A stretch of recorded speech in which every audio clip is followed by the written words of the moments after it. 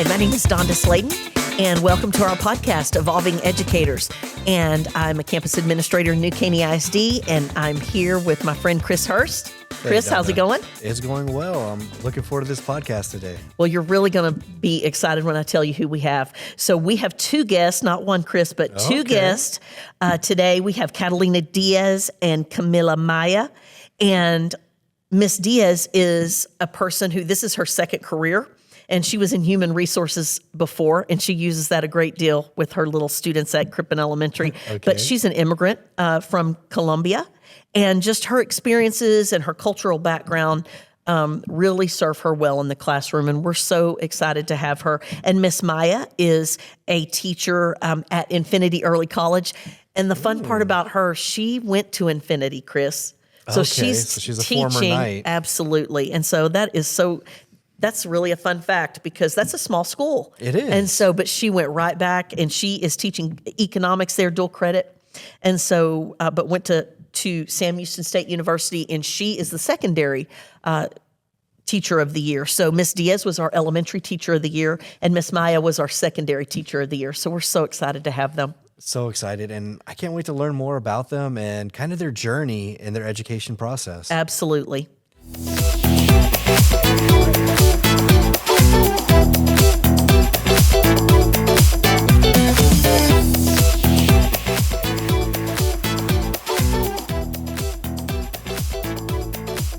Hey, Chris, welcome back. And today we are here with none other than our secondary and elementary teacher of the year.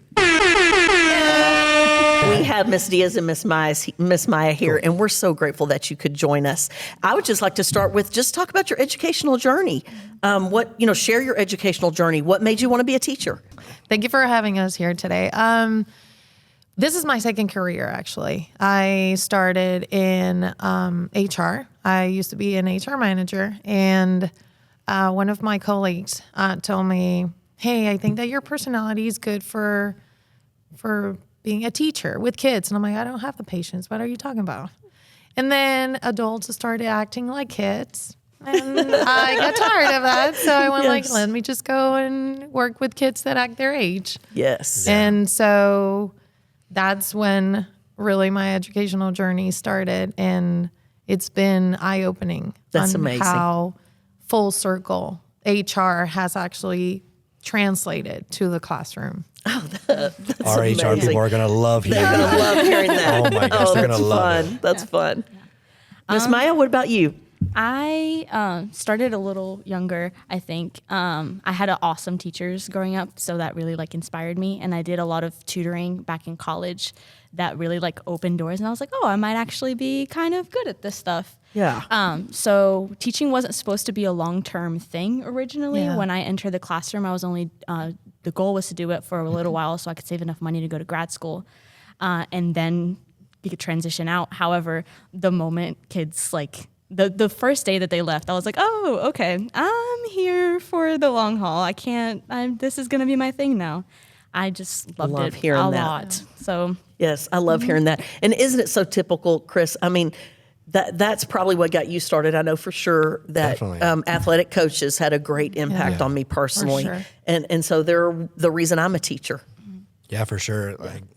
I grew up without really a dad figure, and the coaches were that for me. And they really molded me into the man I am today. Yes. And as a show of appreciation, I love that when I was in the classroom and coaching, I was able to do that for other kids. That's exactly right. That I love that story. And so just let's just talk about what are some key strategies? Kids are so different now. Yeah. What are some things that, and actually even Miss Maia, this is your second career, Miss Diaz, but Miss Maia, I bet even since you were a student, it's just ever evolving with things we have going on in the world today. And just talk to me, how do you even engage a student today? I think the big focus has to be getting their attention in, right? And I think a lot of that, especially in the high school side, it's to get student input a lot of times, figuring out what they like and what they don't like, and when you can, what they want to learn and how they want to learn it. Obviously, you're the adult in the room, so you have to make the executive decisions. But as much as possible, giving them input and giving them actual say in what they're doing and how they're doing it helps a lot. Because kids want to do what they want to do. And so when you can combine that with what they're supposed to learn, that's when the magic really happens. Yeah. No, I think that's amazing. 100%. I mean, really, Chris, I mean, we're talking about students, but that's really so true of all of us, right? Absolutely. I mean, when we find a way to make it interesting, and then we can be a part of that process, Yeah. we feel suddenly a lot of ownership of that, don't we? Yeah, absolutely. Yeah. And if a teacher makes the time to learn something that you like, Yes. you think, I have a connection with this person. I want to learn Absolutely. from them. Yes. What about you, Miss Diaz? I'm everything about real world connections. And so going back to the HR world, I do tell my kids, like, what is your job duty as a student? Like, you're not Oh, I love that. you're not performing your job duties. And then even when they're not doing, they're supposed to, I fire them from the carpet. I'm like, you are fired. So, It's like kicking them off the island, right, it's Chris? so right. funny. But then it's a real world connection Yes. because then we tie it up to, if we do this when you're Miss Cat's age or when you go to work, this will not translate. And I think that having them understand that the classroom, it's much more than the school building, makes them pitch in on that. And same thing, connections.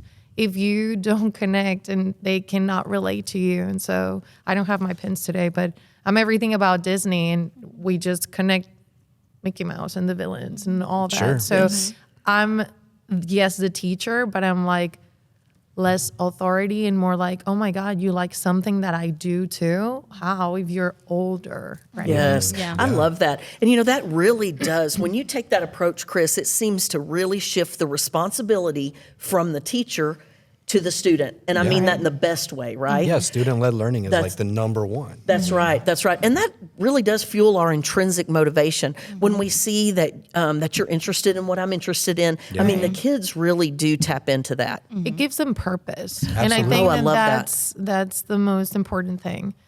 You're the one that's responsible for your education, because I go to where you let me go, or when the bell rings, I'm like, Sure.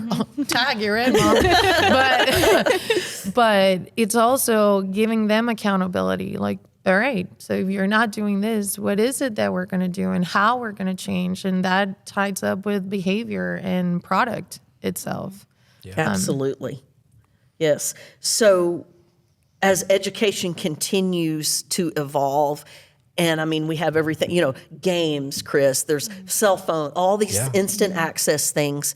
What are some strategies that you use to even get students interested? What are some ways, what are some things you could do to get them interested in learning? And does it really, because of course I hear you say it starts with the relationship, but what other things have you tried so that the students are engaged in making those connections?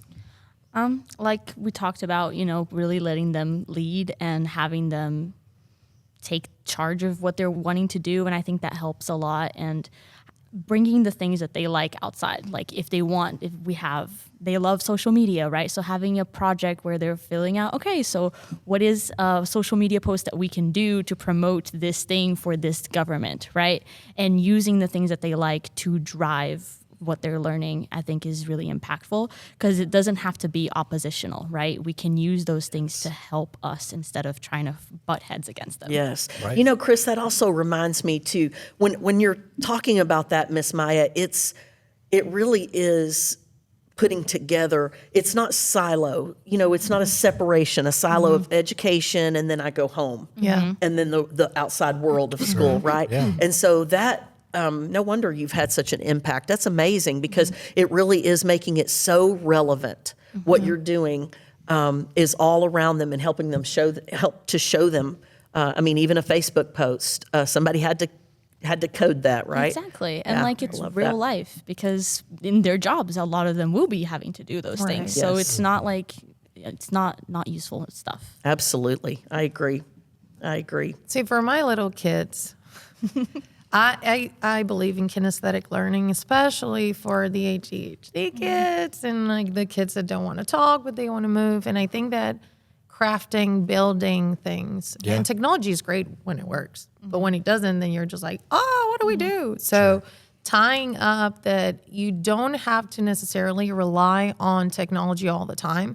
What happens if that computer turns off completely? What are you going to do? And so that feeds onto their critical thinking and what can I build with my hands? Yeah.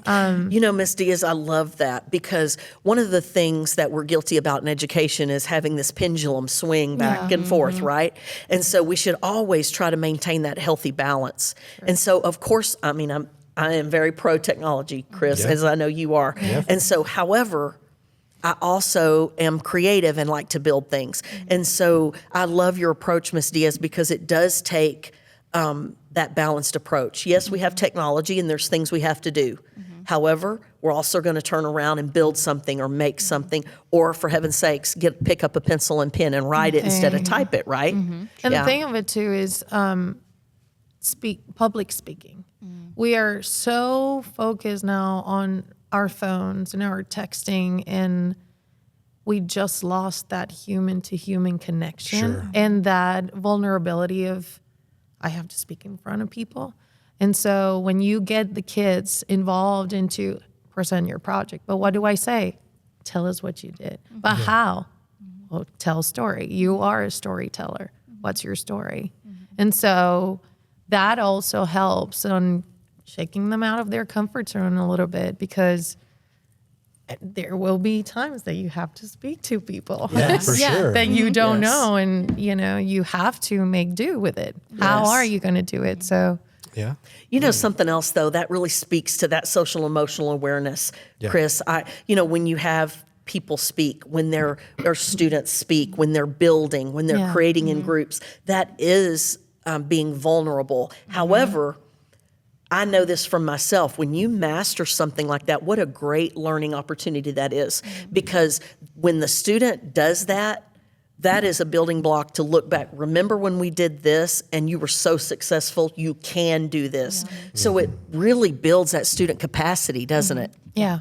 And those vulnerable moments are always where I think we can learn the most. And they're the scariest because so much can go wrong, but when it goes right, they're the aha moments. Yeah. They're the, see, I told you could do it. That's right. Oh, then a time for great celebration. Yeah. I always tell my middle school students, they're going through an awkward time right now. And so I always say to them, I want you to reflect back and think of the moments you're most proud of. Was it the easiest? No, probably not. It was probably something you did something really hard and you overcame. So I love what I love, Chris, the most about how this conversation is going. We are talking about instruction. I mean, they're teachers, but oh my goodness, it's really what a teacher brings to the table, a great relationship. Yeah. And something, I just love that. That's what I hear you two saying. It's really so just amazing, Chris, that we have these two in New Caney ISD. Can you believe it? It is really cool. And it's cool that you guys are elementary and then secondary. I love that. Because good teaching is good teaching. Yeah. It's about building relationships with your kids, and you guys clearly do a great job at that. I'm glad you said that, Chris, because I knew, of course, that Miss Maia was secondary and Miss Diaz was elementary. But the things that they're saying, that goes across every age, every grade. Right. So if we hadn't have introduced them as a secondary and elementary, you really wouldn't pick up on that because the strategies are the same. Two great teachers from New Caney. That's exactly right. That's exactly right. When you dig in a little bit more, they are being very impressive across a wide generational gap of kids. Yeah. So let's tap into that a little bit. Talk a little bit about social emotional learning and what are some things that how do you foster the love of learning? And what do you do for them to build a classroom and those types of things? I think the biggest thing with the classroom culture is helping the kids not only have the relationship with you, right? We know how important that is, but most importantly, with each other, right? Yes. And making them feel comfortable talking to each other and sharing and being vulnerable and actually learning together. And I think that that's the hardest part to do, because getting any kid of any age to talk to another and be respectful and be kind and share and stay on task is an immensely difficult job. Yeah. But it's also the most productive, right? Because I can talk to them all day long, but when they hear it from each other, it just means so because much also, more. don't they think they're so different? And isn't it nice when you start sharing where you're from Yeah. and those kinds of things of how all these common threads that we have, right? How important is it to talk about where we come from in the classroom to get the students to interact with each other? So for me, I was born and raised in Bogota, Colombia. And intentionally, I'm a gen ed teacher. People will assume that, oh, well, you speak Spanish, you go to dual, and that's great. And I love my dual teachers because they are amazing.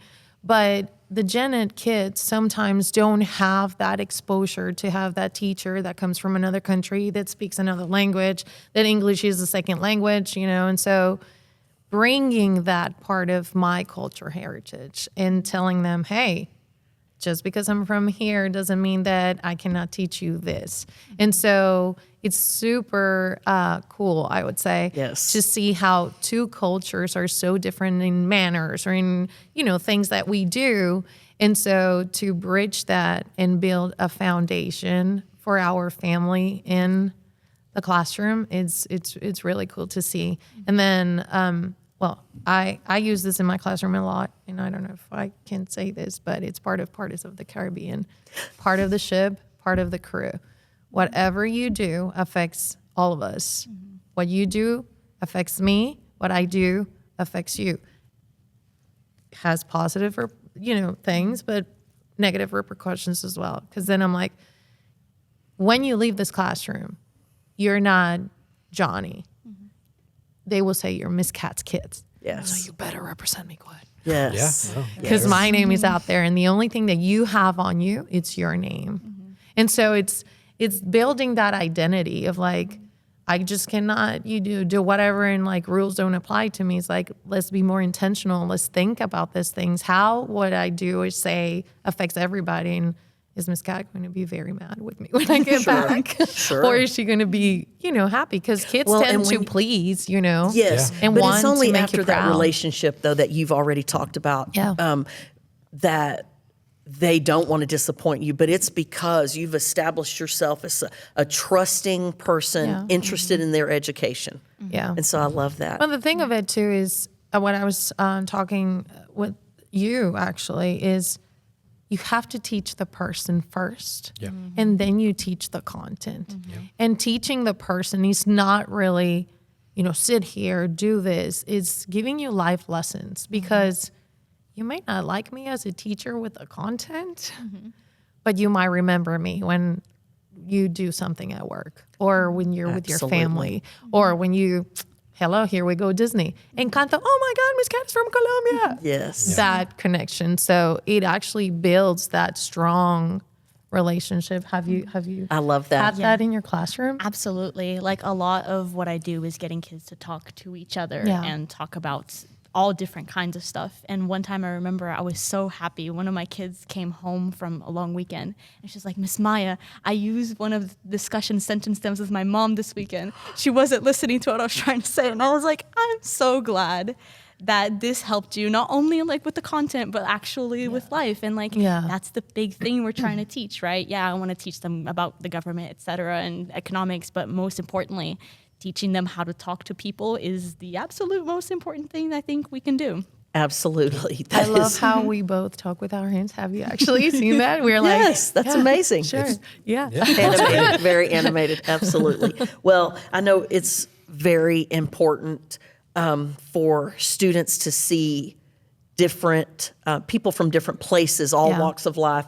That's very impactful on a person's education. Absolutely. And so I love that our students get to have teachers just like you and with so many different experiences.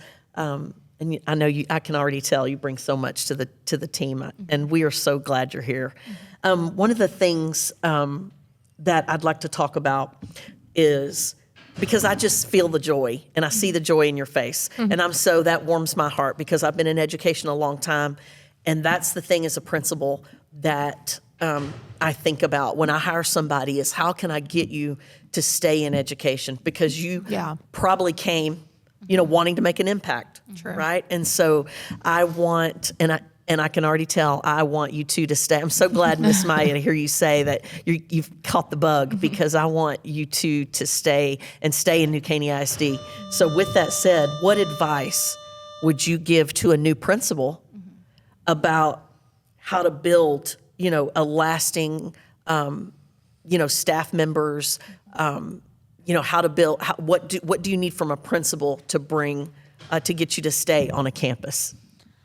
I think a lot of it is trust, and like knowing that we are trained and we are doing everything with what we know is best for the kids, right? And we're all trying to do what's best. And I'm extremely lucky to have our principal that has complete and utter faith and confidence. I would agree. In everything we do. Erica Miss Sykes, is she's amazing. Amazing. And, sometimes we come to her with some more crazy ideas. And she always hears us out and asks questions like, maybe you do it this way instead. And it's always really productive, because I know that she believes that we can do whatever it is we need to do, and she listens when we have concerns, and she then can address those concerns, because I think that that's the primary thing. Like, we see what's going on, so when administrators can hear us and trust us and then help us, that's the most important thing. Yes, I agree. I think that mental health, burned out, unhappiness is a real thing. And for a principal, is important to be present, to show up for your teachers, your kids. Yes, we are here to take care of your kids, but we need to take care of the adults, because this year has been weird for everybody. I'm not sure how is it going in other campuses, but it's been an off year. And asking genuine questions, not the how are you doing? Are you okay? But like, how you are you okay? Right? For our counselors too. They're, Lord have mercy. We love them. Without them, we're nothing. Yeah. But are we taking care of them? Because they're taking that's care a of good everybody. point. Sure. You're Who's exactly taking care right. of them? And so as a principal, I would say, be with your people, ask the right questions, genuine questions. Yeah, sure. We all love the donuts and all that, but sometimes a word of affirmation is what we need. Being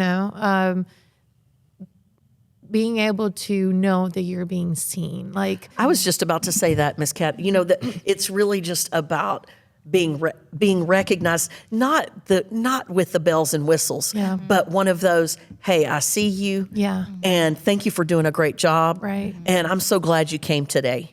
See, and so I love that. There is a principal that is very dear to my heart, and I don't want to cry. Miss Mace. When I came to New Caney, I came from a horrible experience. Miss Mays made sure, she didn't even know about this, but she made sure that every day all her teachers were recognized for something they were doing in the classroom. Where teachers are showing up every day. This is horrible. I'm sorry. Edit. Nope. That we're showing up every day, and we just don't know what we're doing because we're so used to doing it that you're just like, okay, this is another day. This is another day. But when someone takes the time to say, I love how you led your students with compassion, or I like how you are empowering your kids to be critical thinkers, you're like, wait, am I doing that? Thank you. Right? And so that builds you up also as a professional, because you're just like, now I'm building on capacity.